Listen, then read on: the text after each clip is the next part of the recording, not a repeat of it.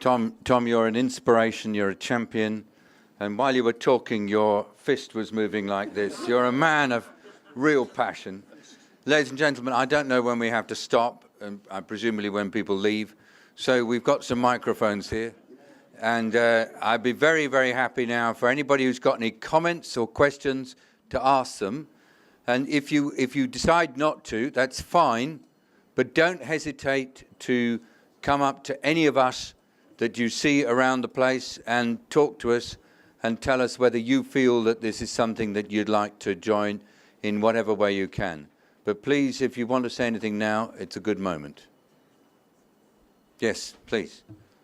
Yes, right. Good to start. John, right, we'll start with you, sir, with the orange shirt, and then John will have the next mic down here. Oh, that's not worked. John, you start then. Okay, thanks. You'll get your mic now. Okay, please give the other mic to this gentleman here. Great, okay. Couple of questions. In terms of, Tom, what you were speaking of, the establishment of the involvement of civil society in the national platforms, and we heard some, particularly from Nepal, how that's going. Is there any way at this point for civil society to keep track of this process as it's unfolding? Are there any online facilities, platforms, anything so that people can keep informed? It's best that I just say a word. We are, with the 1,000-day movement has a website, which is... no news there. Sorry? I mean, go ahead. What did you just say? I don't mind dialogue, but not if you say it. You know, if you're on Skype and you cross something out, the receiver can see you crossing it out. That's right, I know that. Yeah. So anyway, you're not going to say it. Right, the 1,000-day movement has a website, but and we will. The Sun movement web presence is not yet good enough, and the materials are available, and we're not hiding them from anybody, but we haven't got them web accessible yet. And so we're anticipating that within the next few days, there will be a matrix showing the various steps ahead and the identity of the countries that have already decided they want to be early risers, and the terms of reference of the different task forces will become available. Please hold us to that, John. Yes, sir. Yeah. Yes? Thank you. Thank you very much. I'm a little bit surprised because I haven't seen the role the private sector could play in the implementation of the Sun initiative. I'm sorry that the chair of the task force, that's the private sector task force, is not here.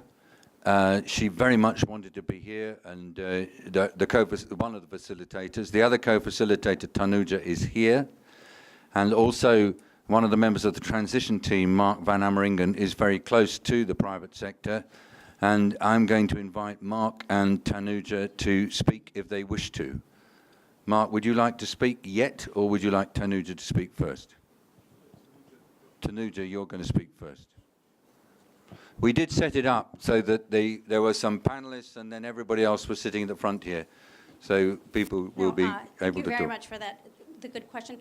I'm with the World Food Program, and many of you know that as part of our work in the nutrition field, we've made some very good partnerships with the private sector, and in many ways, that's how we've been able to improve the quality of our food basket, but through partnerships with DSM and Unilever. You know, we're very involved with GAIN, and I think GAIN can talk about some of the work that they're doing. The task force is co-facilitated by Unilever, and it's unfortunate she's not here. In fact, this is a group that consists primarily of private sector members, not just international private sector. We have small, medium-sized groups. The objective of this task force is, you know, as a critical player in the multi-sector stakeholder process, how do we provide countries who have needs, you know, in their country plans to access the right solutions? You know, it's not just food-based products, but it's also the expertise in when countries need to increase public awareness. How can the private sector provide expertise? You're going to talk. I think I'm going to pass this over to Gain because Mark talked earlier about what are what can the private sector at the global level, what can they provide? And I think the issue of incentives, how are these public-private partnerships at the country level, how can they be nurtured and generated? And I think Mark can speak better to that.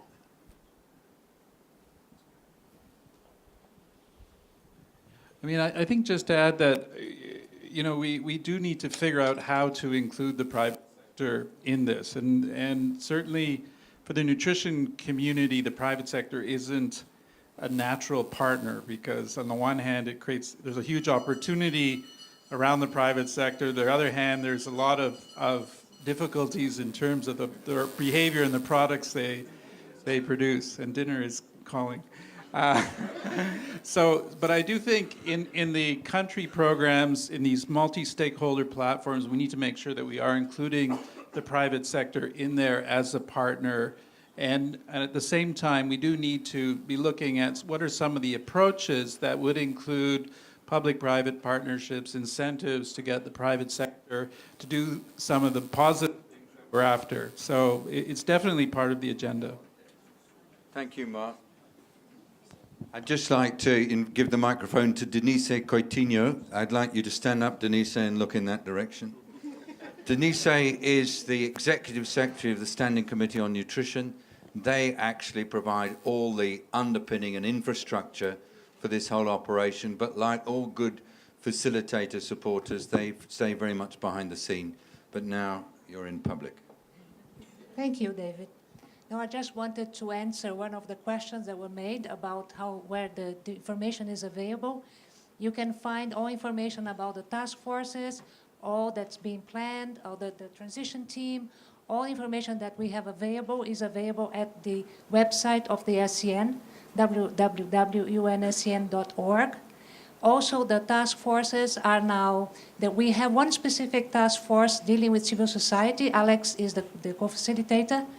And this task force is now expanding, and Alex is looking at ways that he will have every civil society organization that is interested in knowing more and being more engaged, also linking up. So he's working actively on this. So very soon this will be available because the whole idea is to really expand and bring the most number of partners into this movement and really make it grow. So I think that Alex could also speak about the plans to expand. Okay, thank you very much. There certainly are plans at the moment, but we certainly want to get a move on with making them. We've set a really good basis to the civil society task force in terms of bringing in a small handful of very capable people, about 13 or 14 people.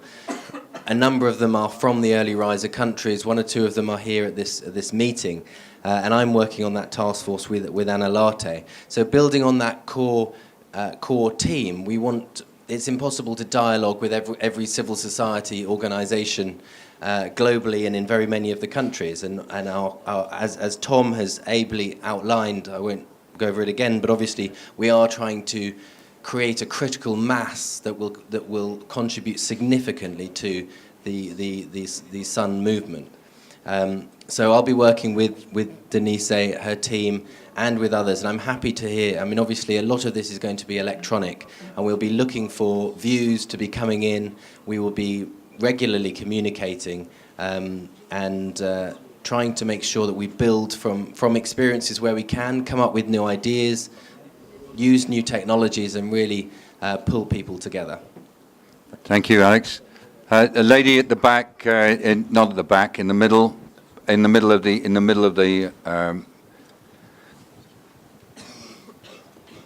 Thank you, Joyce Kinaba from Tanzania. I've been listening to all the panelists and this about scaling up nutrition, but what is not clear to me is scaling up, is it about budget or is it about numbers of people who would then be aware about nutrition? Now, if that's the case, I think we need to start bottom up. that we need to start in the communities so that people are aware about nutrition, and then that then should move up to really have the top people appreciate the role of nutrition in improving the livelihoods of the people at the bottom line. So my understanding is not very clear about this scaling up. Is this scaling up to bring up more resources for nutrition, or scaling up to really make everybody aware about nutrition and act nutritionally? Thank you. Do you want to make a comment, Bibi? Okay. I think scaling up, we're looking at scaling up the actual programs and the eventual impact. How you do that, you will need necessarily to scale up the knowledge, the awareness. So you're right. In terms of the information flow, in terms of who gets what kind of information at what stage, is going to be critical that from the bottom up, people are fully aware. And that we are counting on civil society to play this role diligently and effectively. Now, in terms of funding, you can scale up some things without necessarily having additional funding, because you are streamlining your management practices. But financing is going to be important if we are to realize our targets, as David, explained, that we need to see ourselves by 2013 and eventually by 2015 and beyond. So it is scaling up for nutritional impact, and the how in terms of information, in terms of skills, capacity, management, and governance, and everything that comes with it. So it is scaling up, from those perspectives, but with a view to improving nutrition ultimately. Thank you very much. Wilberforce? In the case of Uganda, it is not just advocacy and awareness. We have identified certain activities by different stakeholders and want to see that these are happening at different levels, at the state, regional, district, and county, and all are involved in the civil society, private sector, government. All what we need is that these activities are guided, and we are scaling up what has been happening. Something are happening, but we are not satisfied. We want to ensure that there are more activities to reduce the number of the children who are stunted, to ensure that all the deficiencies are eliminated. And these are combining with even fortification and the biotification activities from different areas. So it is a multitude. And that's why I said that much as we are coordinating, we don't like to stop an activity initiative from each ministry, but we want to work in unison so that it is monitored. Thank you. And measurable. This will be the last comment, because I think we're way over time. Thank you, David, for giving me the last chance. My question was, which I wanted to raise in the earlier presentation by Mira and by Lawrence, I don't know if they're there, on this whole issue of how much evidence we have. My concern is, even if we have evidence on some of the intervention, there's a lot of concern by many of the governments, and I will not mention, particularly in Asia, the arrogance in Asia, this is not Africa. We cannot do what is done in Africa. So if we have to do this evidence for everything, I think we can wait not 1,000 days, but maybe 1,000 years. And this is very true because these Lancet interventions are proven intervention, and we are trying to implement some of them. So if we create this kind of a climate, we have to have more evidence, we will not move forward. And I'm coming from Asia, and especially I will make India, Bangladesh, Sri Lanka. These are the three countries which is very much, and there are so many things which are such a challenge here. So I will really humbly, and I like what you said, faith-based evidence. And we heard from a lot of countries, a lot of proven interventions are there. So let's not start talking so much about this evidence, because it's a lot of challenge. And let's not wait too long, because there is a lot of apprehension in the agriculture that let's go for the local foods. Wonderful, but you have to do hand in hand. And so we have to have win-win situation, as David said. We don't have to wait for 2015, but we are talking 1,000 days. So I just wanted this message should go very clearly, otherwise we will wait another 1,000 days. I will not see it in maybe my generation. Maybe some younger people might see this whole intergeneration cycle. So I just wanted to make that comment to all of you. Thank you very much indeed. And very, very good of you to bring this up, and brave. Thank you. Ladies and gentlemen. David, can I comment? Yes, of course. Just to be sure that the message that's getting out is clear. The takeaway message from Lawrence this thing is that there isn't that much evidence, and we need to accept that message. Our message, and I thought I made that clear, our message is not that this is not going to work because there's no evidence. Our message is, and that's why I said we're working very closely with Per, Pinstrup-Anderson, to get this right. Our message is we don't have the evidence because we never designed those programs to have an impact on nutrition. No. Let's change that around. Let us now design those programs to actually have an impact so the causal pathways are correct, and then over time, at the same time, continue to build the evidence so that we will be able to address both the faith community and the evidence community as well. Yeah? Thank you. Thanks a lot. Ladies and gentlemen, here's the situation. We've reached 7:30, which is half an hour behind the final whistle.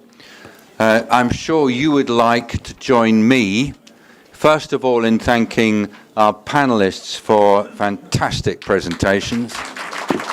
And secondly, I want to give a big hand to all the co-facilitators of the Sun task forces and the advisors that we've had working with us, as well as Ireland and the USA, which is, so let us give a big hand to everybody who's involved in the Sun movement.